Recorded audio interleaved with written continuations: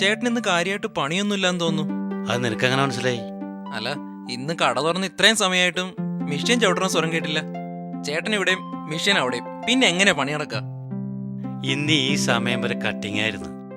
അതും ഒരു പണിയല്ലേ? കട്ടിങ്ങോ? ഓ, സ്കൂളിൽ പോണ കാലത്ത് ശാരത്തെ കുളത്തിൽ മീൻ പിടിക്കാൻ നടക്കാതെ വല്ലതും പഠിക്കണോർന്ന്. അങ്ങനെയാണെങ്കിൽ ഇംഗ്ലീഷ് എനിക്ക് മനസ്സിലായേനെ. കട്ടിങ് എന്ന് പറഞ്ഞതേ ഇങ്ങനെ മുറിക്കുക, തയ്ക്കാൻ തുണി മുറിക്കുന്നതാണ് കട്ടിങ് എന്ന് പറയുന്നത്. ഓ, കട്ടിങ്, അതെനിക്കറിയാം. അല്ല, നമ്മൾ എന്തോരം പഠിച്ചു? ആര്? ഞാനാ? ഞാൻ ബി എ. അല്ല, ബി എ ഒന്നും പഠിച്ചിട്ടില്ലെങ്കിലും എടാ, ഞാൻ ബോംബെയിലല്ല എടുത്തടാ. ബോംബെയിലെ കാര്യം വിട്, നാട്ടിൽ എന്തോരം പഠിച്ചിട്ടുണ്ട് അത് പറ. ഏതായാലും നിന്നേക്കാളും കൂടുതൽ ഞാൻ പഠിച്ചിട്ടുണ്ട്.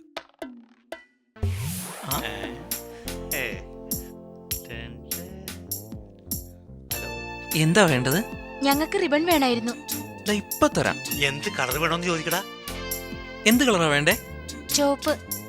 ഏയ്, തനിക്ക് ചോപ്പല്ല, മഞ്ഞ കളർ ചേരുക, നല്ല കടും മഞ്ഞ. ആ കുട്ടിക്ക് ചോപ്പ് വരും. പ്രഭാരേട്ടാ, ഇതിവിടെ പറ്റില്ല. എന്താടാ ഈ കളിയാക്കലും മറ്റും എന്റെ കടയുടെ മുമ്പിൽ പറ്റില്ല എന്ന്. ഞാനൊരു തമാശ പറഞ്ഞില്ല. തമാശയാണെങ്കിലും കാര്യമാണെങ്കിലും ഇതിവിടെ പറ്റില്ല. ആഹാ, അങ്ങനെയാണെങ്കിൽ അങ്ങനെ എന്റെ കടലോട്ട് വാ നോക്കാൻ പാടാ. ഞാനുള്ളതുകൊണ്ട് രണ്ട് പെമ്പിള്ളേരെ കാണാൻ ഇപ്പൊ എന്റെ മെക്കിട്ട് നടക്കേ വലിയ ആളായിട്ട്. ഇത് മതിയോ? മതി. ഇത് മതിയല്ലോ. എത്രയാ? 1 രൂപ.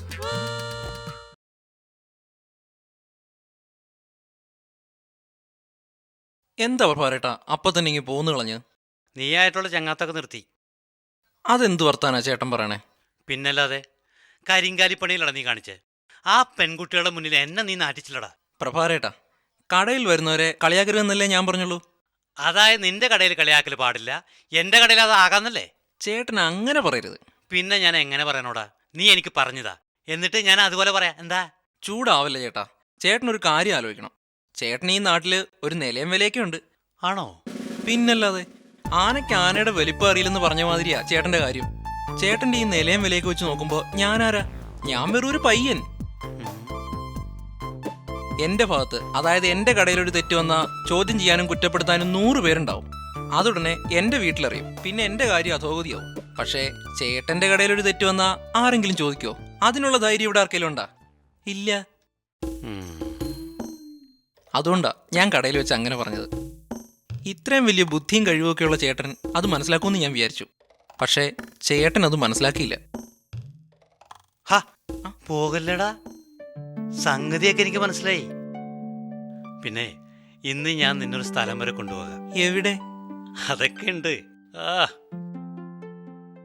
നമുക്കൊരു കാര്യം വളരെ വ്യക്തമാണ്, ഇന്നും വളരെ സത്യസന്ധമായിട്ടുള്ളൊരു കാര്യമാണ്. സ്ത്രീകളെ സംബന്ധിച്ചിടത്തോളം ഈ ബ്ലൗസ് തയ്ക്കുക എന്ന് പറയുന്നത് വളരെ ചുരുക്കം ചില ടൈലർമാർക്ക് മാത്രമുള്ള കഴിവുകളാണ്.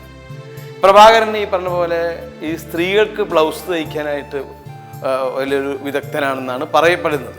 എന്തായാലും സ്ത്രീകൾക്ക് ബ്ലൗസ് തയ്ക്കുന്നതിൻ്റെ ഇടയിൽ ഈ ബ്ലൗസിൻ്റെ അളവ് കൊണ്ടുവരുമ്പോഴും പ്രഭാകരൻ ചിലപ്പോൾ പറഞ്ഞ് ഞാൻ കേട്ടിട്ടുണ്ട്, അതിപ്പോൾ ഈ അളവ് പഴയ അളവല്ലേ, ഇപ്പോഴത്തെ അളവൊന്നും എടുത്തൂടെ എന്ന് ചോദിക്കുമ്പോൾ എനിക്ക് ഇന്നും ഓർമ്മയുണ്ട്.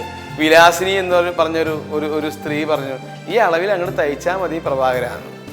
എന്തായാലും പ്രഭാകരൻ്റെ വിദഗ്ധമായിട്ടുള്ള ഇങ്ങനെയുള്ള കാര്യങ്ങളിൽ നിന്നും വഴക്കൊക്കെ കേൾക്കാതെ രക്ഷപ്പെടുന്ന പല കഥകളും ആ കാലഘട്ടത്തിൽ ഉണ്ടായിട്ടുണ്ട്.